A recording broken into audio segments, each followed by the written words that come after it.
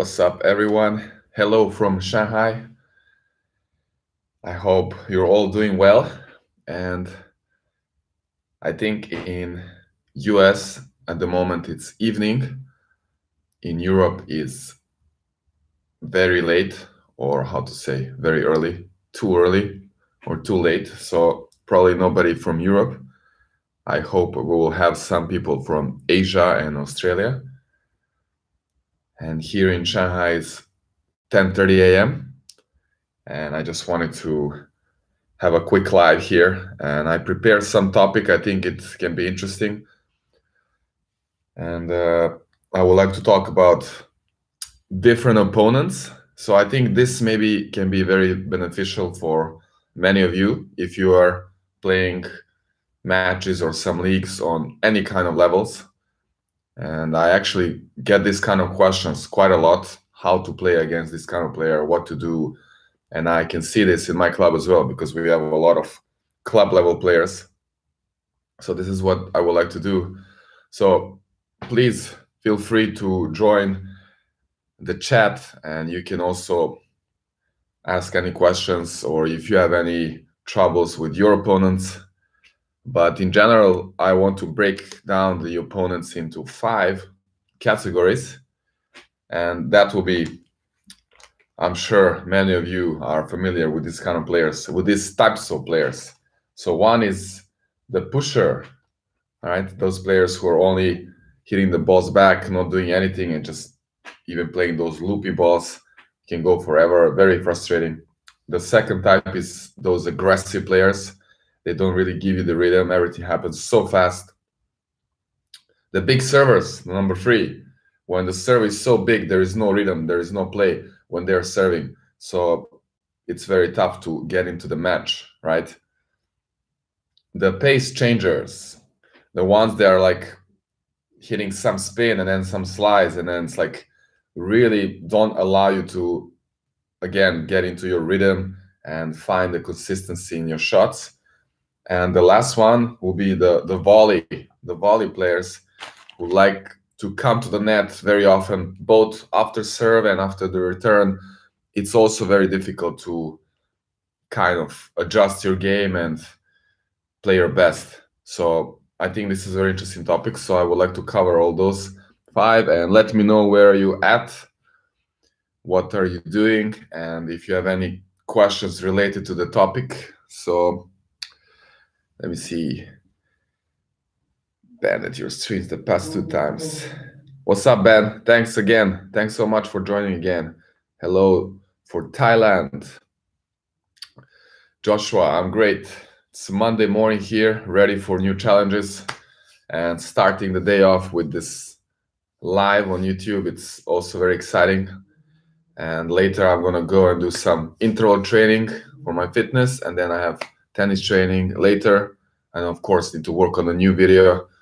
I hope I can finish the next one today. So what do I do against someone that has a massive topspin? Just watch your hitting with pros. Love the curious one. Thanks a lot. Really appreciate it. How do you play versus slicer? Yeah, this is the slicer. We're going to talk about the pace changer. So I'm going to talk about that. That's my problem against pushers. What do I do? Okay.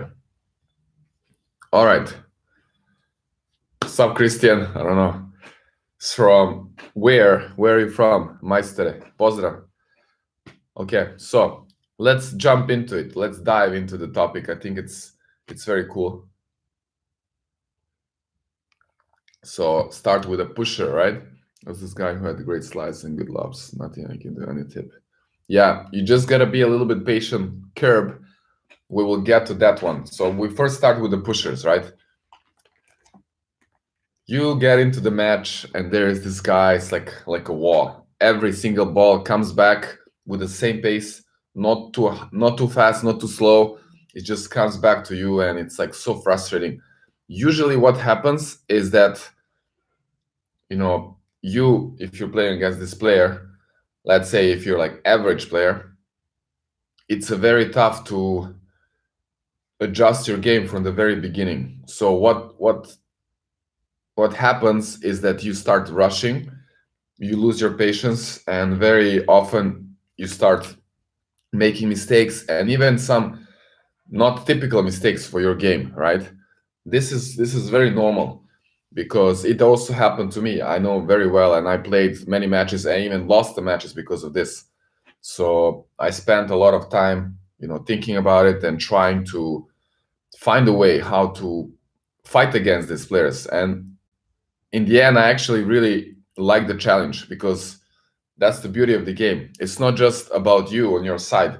You need to consider the opponent. So the how you say, the quality of a player, in my eyes, it's measured by your ability to adjust your game and adapt to different situations. So if you have a pusher, what is the best way to play? I'm sure it's kind of obvious that you should not rush the points. You should not go for that early winner. But it's sometimes those very simple things are the ones that are the best, and they can bring you the best result. So I would say, you're playing against the pusher. You want to, first of all, get your targets bigger, not going for the lines, not going for too risky shots early in the point. You need to start the point. You need to develop the point, right? Then definitely you don't want to do it forever. You don't want to get into his or her game and then keep playing, keep rallying, because this is where they feel the best. They can go forever. But again, you don't want to rush, because this is also where they feel good. They know that you're becoming impatient. They're gonna keep getting that ball back. So I would say maybe two options, right? That what you can do.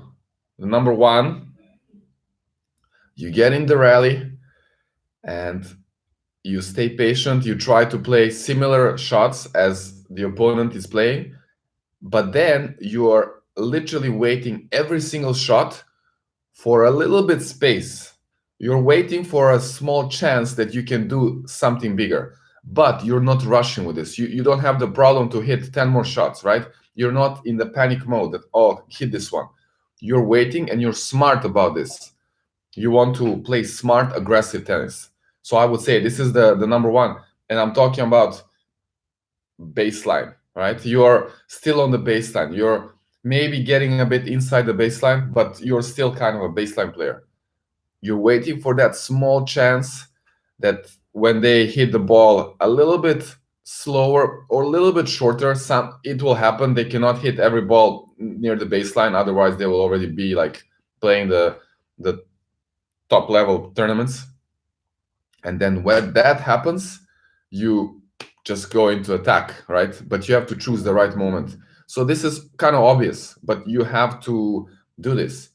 So this number one, it's like when you're still on the baseline, and then of course when this short ball happens, you will go for the bigger shot and then maybe approach the net. And but in general, it's like when you accept the baseline play, but you're looking for the chance. The the option number two, which I personally like a lot, is that your goal is obviously to shorten up the points, because these players, they enjoy the long points. They enjoy to get in the rally. So it's a bit dangerous. This one, you have to be very good with decision making and seeing the situations. Again, you have to recognize the opportunity. So you can shorten up the points in a couple of ways. One is obviously you go to the net. This can happen after serve. This can happen on the return.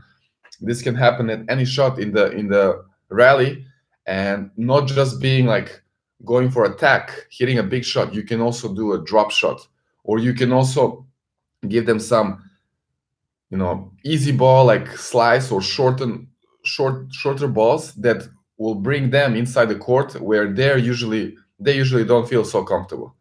So this almost like turns into the third option, but it's kind of connected. But you can choose which part it can fit your game and what is the best for you to do on the court.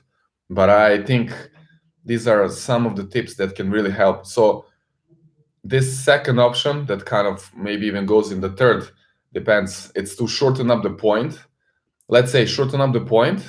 You can do it by being aggressive at hitting heavy balls on a smart shot, coming to the net at any moment, or playing drop shots, right? This is how you make the point shorter. And then kind of the second option B, or can be the third option, you literally, after a few shots, you give them like a floater, middle of the court, or like a short ball. Doesn't have to be a drop shot. You just literally play with their game. You kind of want to do opposite thing, right? You kind of tease them. So it's going to make them a little bit lost. They will not know what to do because they're the best with defending. So you kind of want to turn them into somebody who should attack. So make sure you write that down. I think this will help a lot if you're playing against a pusher. So let me see if you have any other advice here, or if you have some experiences. But I know this is very common if you play against players who are just hitting the balls back.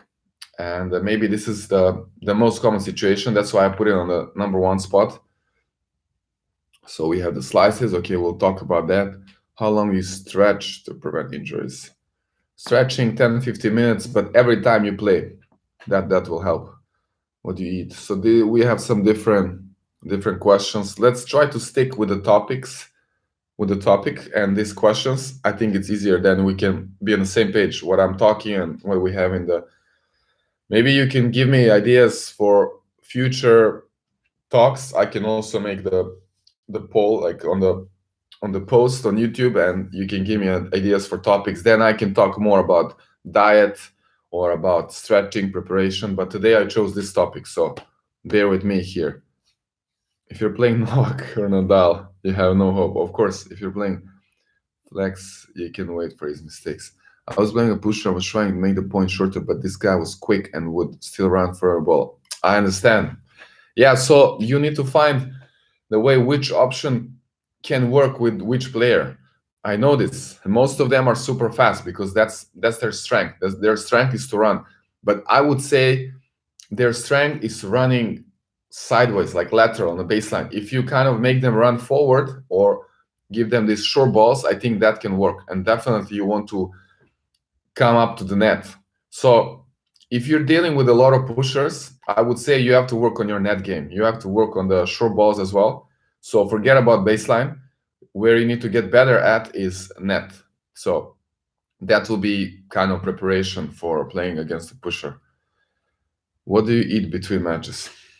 Okay, try to eat always nothing unusual. So you try to keep everything similar or some standards. You don't want to go crazy. So if you travel somewhere, you find a place where you feel comfortable with food. You don't want to experiment. Like to the kick serves by making the ball bounce left or bounce right to make it kick up. So bouncing just straight. Okay. Drop away. How do you kill weak serves? Do you change? When do you change go down and when cross? Okay, so these are all a bit different questions and topics. It's very interesting. I like this. When you change down line and cross court, it really depends. Depends first on the surface, depends on the positions of the opponents, of the situation, on their movement, many factors. But that definitely for going down the line, it's you have to be very careful and you need to be in control of the ball and the position. Appreciate the help. Welcome. Zdravo, brat. I just wanted to ask what it's like to try to read the serve. That's an interesting question, Dragisha. I can answer this one, and then we can go into the second type of the opponents. What it's like to try to read the serve of the pros. That's a good way to phrase it, because you literally are trying to read, because it's very difficult. You know, they obviously have the same toss, and you cannot tell where it's gonna go. In my situation, usually when I'm doing the returns they're serving, in most cases they will tell me if they're going wide or tee or body, unless sometimes when they're serving second serves, they would say, okay, random. So even on the second serve, sometimes I felt I really have to try to predict. Otherwise, it's just so fast, especially if they're serving those wide serves or like slicers. It just goes away from you like so fast.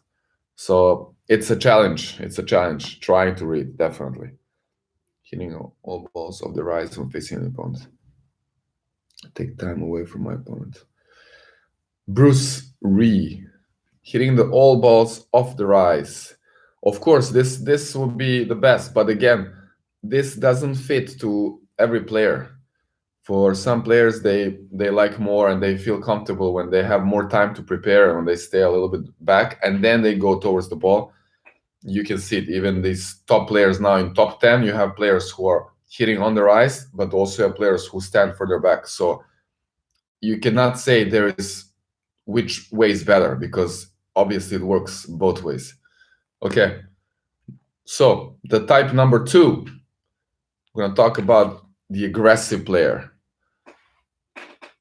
Okay, Krish, I think you just missed it. We talked about the pusher, so unfortunately, you can see this maybe after the live is done, and then you can go back. You can see I can make like a timestamps in the first comment, so you can go there. I think we described it very well.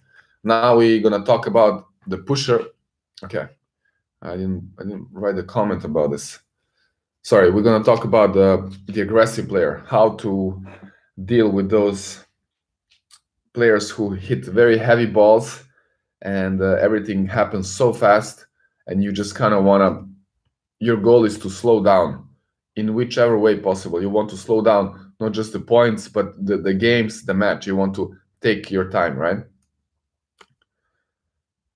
Okay, I wanted to write here, but I know the comment will just go up, so there's not much point. Okay, so any ideas how you should play against aggressive players? If somebody comes there and they're just blasting every ball and really don't give you chances to get into that rhythm, into that consistency that your match rhythm. How do you respond to someone keeps giving you short balls? Different between the rest of players. Pushers like running side, yeah. They like hard drives down the middle. They don't like moving forward and backward. They like moving.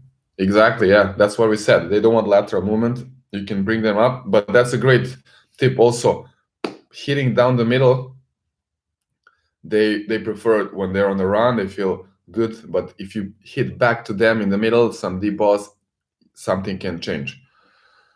Split early. I tried to play against tall person. Only way I had a chance to hit his runs was early prep. Tired from the match. I agree. So you have to prepare early. You have to do everything faster, shorten up the swings. Maybe you want to, hold back, like take a little bit more steps back, not just on the return, but also in the game. If the shots are super fast, you don't have enough time. So I would say number one, you try to experiment with your position on the court.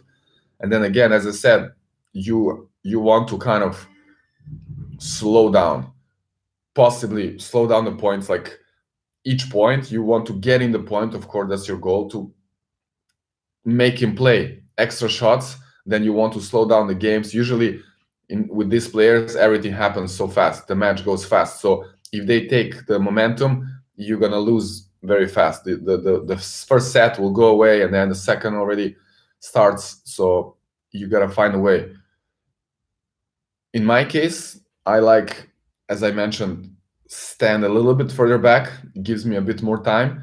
Try to focus on the depth.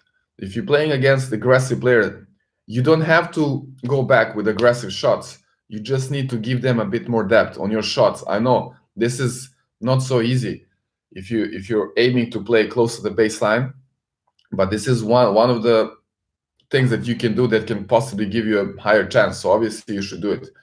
So I would say try to play deeper shots, not necessarily faster. Just try to extend a bit more.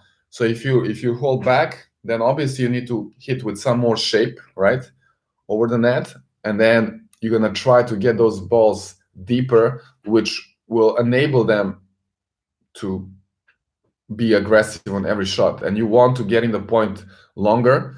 And usually aggressive players, they like, when you hit with the same pace, so they can always have the good timing on the shots. So with them, you can also change the pace with hitting some slices. I also like to do that and give them some, how you say, unorthodox shots. Try to put them out of the rhythm, even mix it up with some serving and volleys. Maybe they're not too comfortable with going for the return passing shot or something, or do some chip and charge. So you want to mix it up a bit. But I would say number one is giving yourself a bit more space and time by like going back when you're standing like behind the baseline a couple of meters, and then extending your shots, trying to play with more depth. That's why when dealing with pushers, I use big serves or chip the ball short near the net to bring them all in and pass them. That's good. That's great advice for pushers. So I think this is good enough for aggressive players. I didn't have many interaction here, which is okay. Should I play when a person has a spin serve? I'm in high school. That's right. Yeah, I know. I know this. So you're telling me to think I'm playing Delpo and save some time. Yeah, cool to hear opinion of high quality player and some better. All right, thanks. That's a nice compliment there. Okay.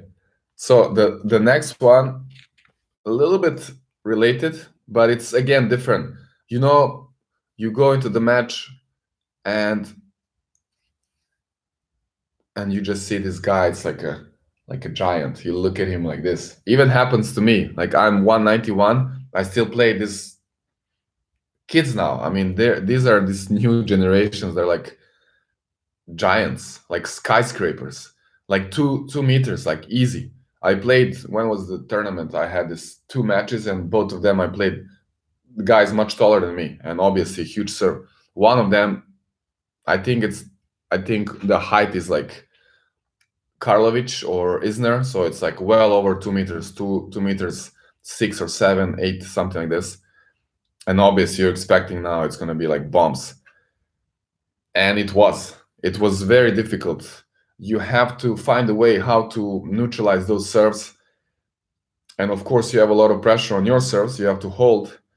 So obviously the main goal here is to get the serve back, find a way, experiment.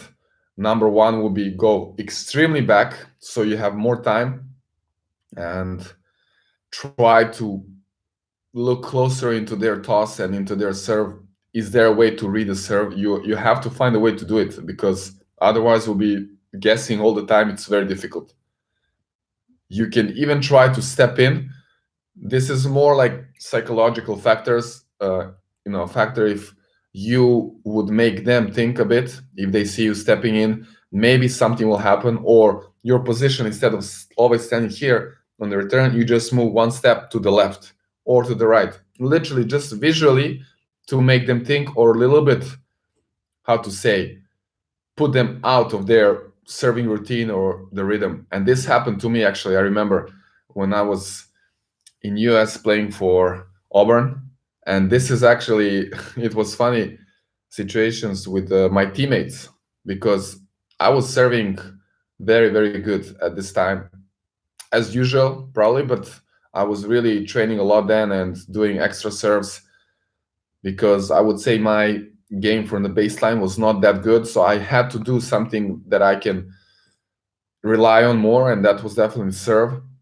I was holding most of the times, so the matches I would lose would be like in tie breaks, or just on a bad day if I would have some double faults and give them my service game. But anyways, there was many situations in the trainings where we play these friendly matches, and I even played with the top guys in the team.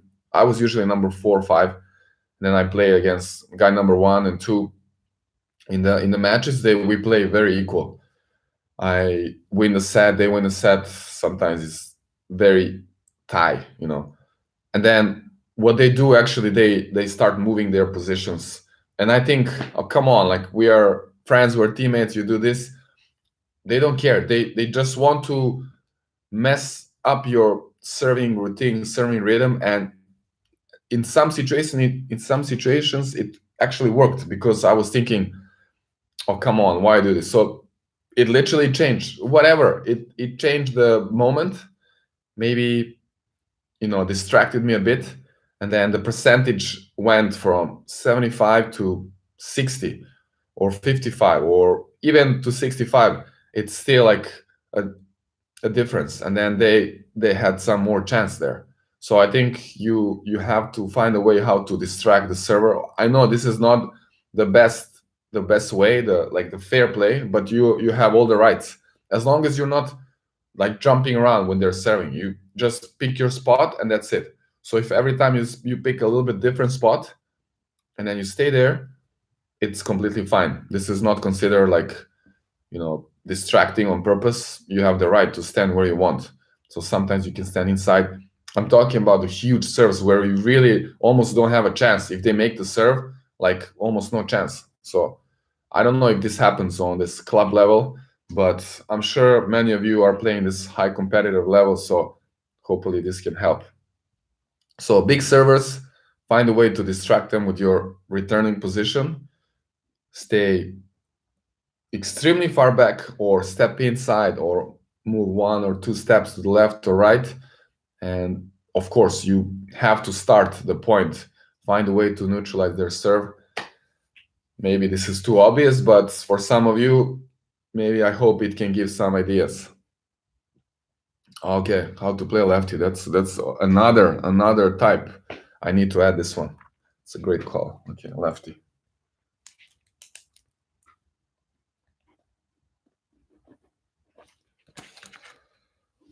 Okay, do you mind Wilson Blade? Nope. I'm playing with a just regular retail racket, but I will add some weight very soon.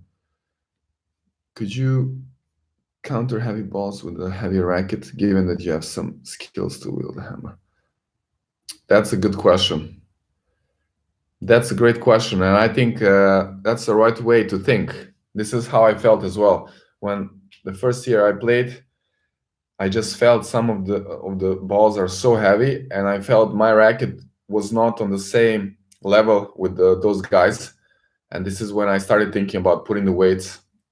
And for sure, they have this heavier like heads, and it can counter exactly how you phrased it, counter the heavy balls.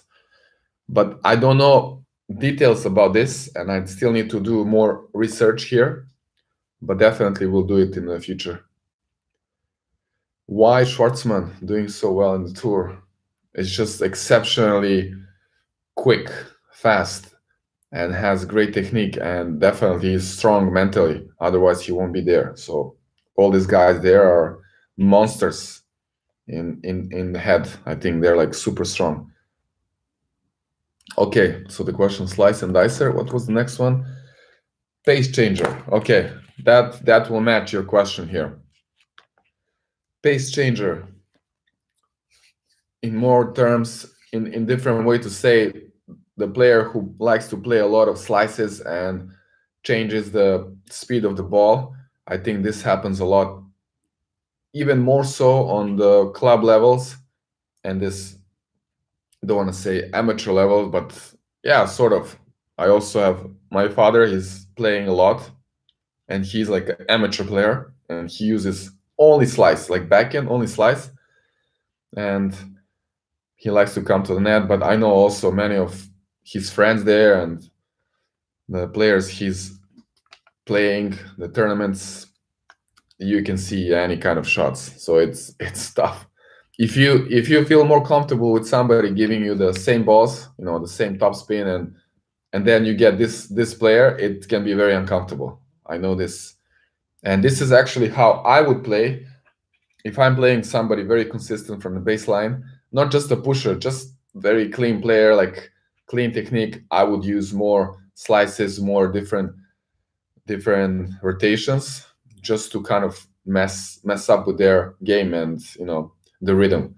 So let's say if you're in opposite position, you are the one playing against the player who is playing a lot of slices, and it's a very difficult game, I think, especially because you're definitely not doing that too often. You don't have this opportunity or experience so often.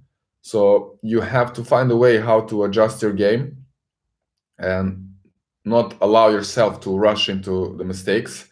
again, you have to be more patient because let's say if you like to play this top spins and you stay on the baseline and then you get this player starts playing slices, very often what happens is that first of all you start hitting the balls in the net. You know, the slice stays low and then you're not giving enough, you don't go enough under the ball, you're a little bit standing up, and you when you're nervous, you know, when you get into these matches and under pressure, usually players tend to forget about movement and the legs and the feet kind of freeze. So you gotta be conscious of that. You gotta be always aware. Okay, let's control my movement, my feet. So in this situation, when you get these players with playing slices, you want to get very active with your feet. Make sure you get in the positions. Make sure you stay low, super low, and make the wise choices with your shot selection. Don't go for, say they go slice cross court and you want to hit a winner down the line. It's not gonna work. The ball stays low. You gotta again be smart. You gotta again look for your chances when to take that trigger, when to pull the trigger. So it's similar like with the pushers. You want to look for your chances, but you want to get into the play. Don't rush it. Don't try to be afraid of getting into the playing slices and changing with the top spins. But ideally you want to kind of be in charge. You want to put your game on the table, right? You want to kind of almost not be affected by their slices or whatever, some short top spins or higher top spins. You just want to try to lead with your game, but again, being smart about it. Definitely coming to the net is also good because usually these players, they're not able to hit some fast balls if their technique is not correct. So if you come to the net and they give you some floating slice or whatever, then you can finish it off. Even though I think most of them would play lobs, so you have to work on your smashes. I would say for some of these types, there's a thing to do actually specifically before. You have to work, as I said, against the pusher on the short balls, approach shots, volleys, smashes a lot. We didn't mention smashes. It's gonna happen a lot, I'm sure, on the club level. That's when you approach the net, you're gonna get a lot of high balls. So you have to practice that. And I just realized we didn't mention the drive volley or the swing volleys. That's gonna be also the key. So I apologize for that. I a little bit rushed into the next type, but this is something that can help in many situations. So I advise you to practice this. It's when you get the high ball, all right? The high ball coming like in the middle of the court, and then most of the club level players would let the ball bounce, go back, and then continue the rally. Instead, you should just take that ball in the air, play the drive volley, and definitely come to the net. Obviously, you have to be ready to to play volleys at the net. You have to be comfortable with that. But this is something that I would strongly suggest that you do. So I hope you get the idea how to play against the slices when you play. Of course, you have to practice slices as well. You have to be able to hit many slices, and I will tell you what I did as a junior, almost every single training. But let me just go back a little bit to check a few questions. Do you play against Djokovic? It's funny. What's the weight of your racket? It's 305. So this is the retail, like from the store, the weight, but definitely need to make it heavier. One of the heaviest. Yep. I don't know in Aussies, but I know Novak's racket is 353 grams.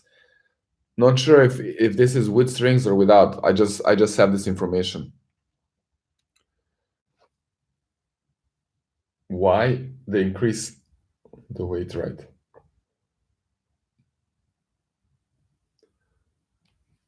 Yeah, definitely. They need to have heavier racket head and the swing weight. How do you explain the fact that Serbia have five players top 60? It's a good question. I think everything started with Novak Djokovic. Definitely, we are talented for sports. We have a lot of good athletes in different sports, team and individual sports, like kind of a sports nation. I think we just needed someone to be first and to show other players that it's possible. So once we had Nole, who became the number one in the world, first of all, tennis became much more popular.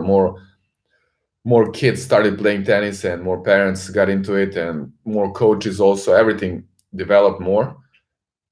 But also, I think the factor was from the mental side that younger players they started believing it's possible, because before that we almost never had anybody.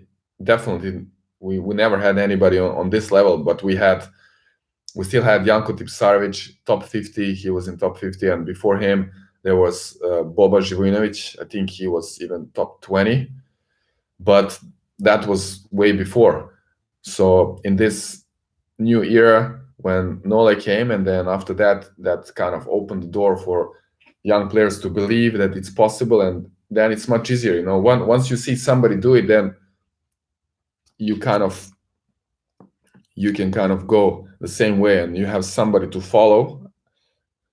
And I also know that Nole helped many of these younger players in many ways. So it's amazing to have somebody like him. Always hit clean balls, always back to players. I don't see why I should give nice clean balls to them to play their best tennis.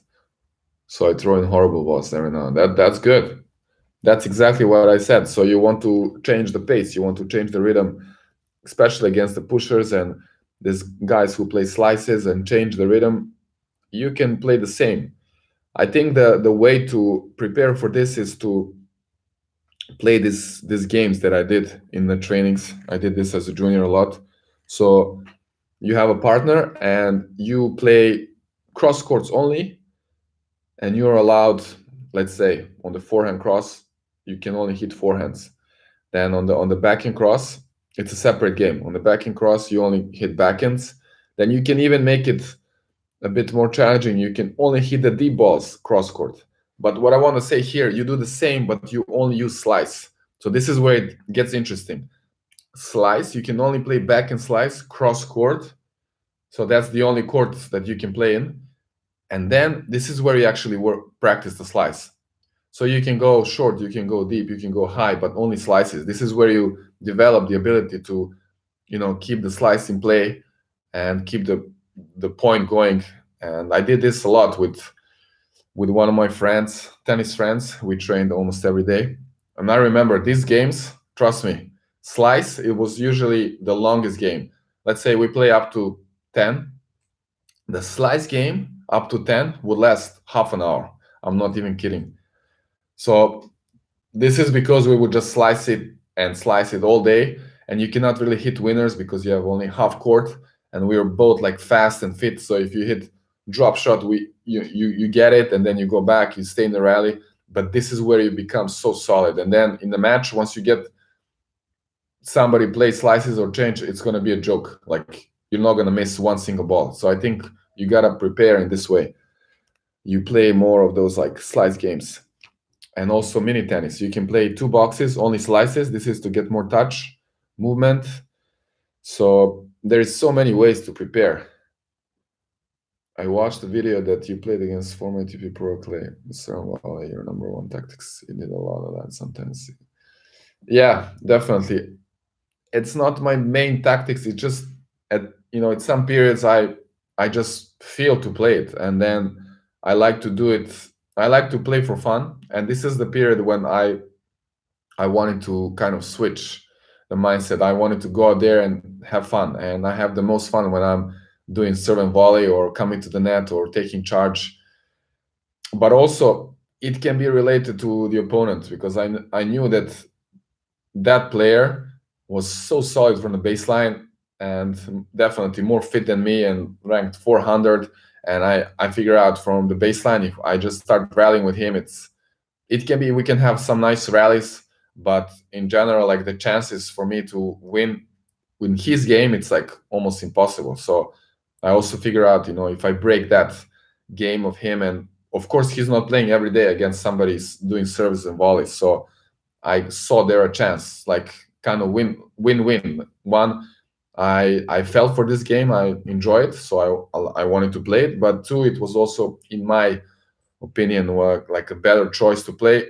I agree. I shouldn't have done it every single time. Maybe on some occasions I could have, stayed back and play a little bit different point, because after some time it became predictable. I agree with that. With you and the top 10 pros, everything is different. Like, it's a huge difference. Fitness wise, I still feel like I'm so far from these guys. Like, when we're on court and their movement, how they manage to get to certain balls and keep the balance and return back, I still feel like I'm so slow. Like, I'm so out of shape. I feel like I'm completely out of shape when I'm standing with them on court. But this is definitely, it shows how it's important to have a team and have like those experts and all those things they do behind the scenes that you don't see. I'm I'm fascinating with that, and I would love to have experience with being on some teams one day and like really learn all this that happens behind, or that we don't see. It's like under the water. We just see the tip of the iceberg. Static weight there similar, but no place a lot of weight in the head. On the forehand, on the forehand side, if I get sliced, I always do a Rafa banana shot. And backhand, there's more outs. Can do slap stuff.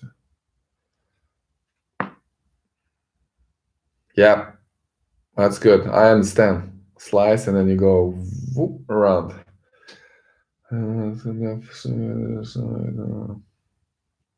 Example of Rafa. And I'll grunt, please. I understand this question. You're welcome, Steven. What's your opinion about Roger Federer? You mean about the injury?